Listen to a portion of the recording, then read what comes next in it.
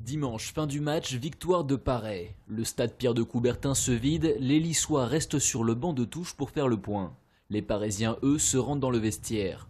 Autour du terrain, des supporters des deux camps, dont une trentaine d'individus semble-t-il armés de barres de fer, qui apostrophent les joueurs de Lys. Les Lissois finissent par rejoindre leur voiture et quittent le parking les uns à la suite des autres, jusqu'à ce qu'un groupe de supporters bloque la dernière voiture.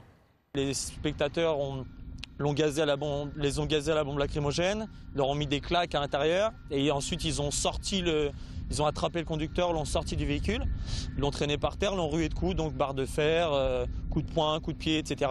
Juste devant, il y avait une autre voiture avec donc un joueur et son père.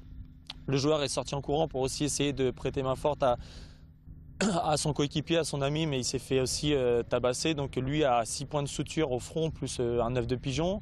La police intervient accompagnée des pompiers, les deux footballeurs agressés portent plainte. Un joueur parisien a été formellement identifié par les victimes.